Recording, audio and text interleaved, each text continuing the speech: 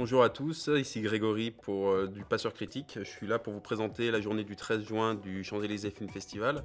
Donc il y a beaucoup de choses, différentes. On est là pour voir ensemble un peu ce qu'il y a aujourd'hui d'intéressant. Pour commencer, il y a une soirée très importante caritative pour l'Étoiles Enchantées en fait, qui est une association présidée par Alain Chabat, qui permet à des enfants hospitalisés ou handicapés d'avoir accès à des projections sur grand écran de films récents en même temps qu'ils sont dans les salles. Donc c'est vraiment super pour eux, ça leur permet de voir des films qu'ils n'auraient pas forcément l'occasion de voir dans la situation dans laquelle ils sont. Et donc dans ce cadre-là, il y a Alberi qui sera l'invité exceptionnel du festival pour venir présenter Nos Souvenirs Brûlés, un film de 2007.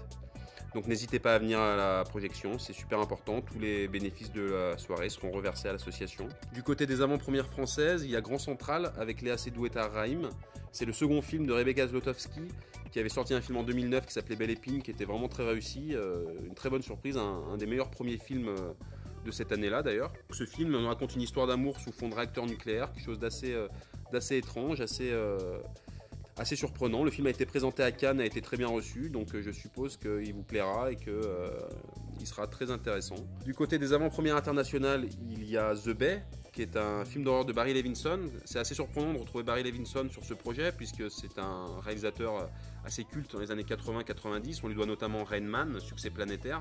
Il avait disparu ces dernières années, on n'en a plus trop de nouvelles. Donc là, on le voit revenir avec un film d'horreur en fan footage. Donc le film d'horreur fait avec des caméras surveillance ou des images vidéo, qui nous raconte l'histoire d'une épidémie dans une petite ville américaine. Ce grand réalisateur revient avec un petit film d'horreur. Qu'est-ce qu'il peut nous proposer? Surtout que c'est produit par le producteur de Paranormal Activity et Insidious, donc deux des plus grands succès récents du cinéma d'horreur. Donc à mon avis, c'est assez prometteur. Il y a aussi une soirée très importante, c'est Bambi, le film de Sébastien Lifshitz, qui sera précédé d'un court-métrage qui s'appelle Face à la mer, qui n'est pas de Sébastien Lifshitz par contre, le court-métrage.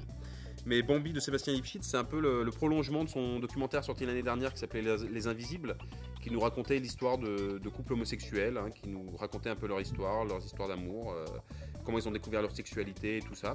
Donc dans Bambi, le film en fait, c'est Bambi elle-même, qui était une danseuse de cabaret dans les années 60, transsexuelle, qui nous raconte son histoire, sa biographie, et comme ça, on passe avec elle sur l'histoire de sa vie, et c'est vraiment très émouvant, très beau, très touchant. Vraiment, je vous le conseille, c'est vraiment super. Il y a également une sélection de courts-métrages, donc de deux universités américaines, la Columbia et New York University.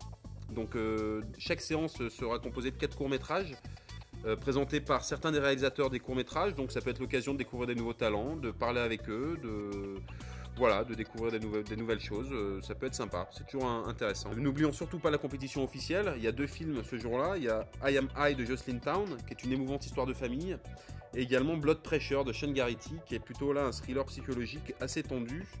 Donc deux genres différents, deux choses différentes, il y en a un peu pour tous les goûts, à vous de faire votre choix. Du côté des classiques, mais Qui a tué Harry, un Alfred Hitchcock de 1955, finalement assez méconnu, qu'on n'a pas forcément l'habitude de voir.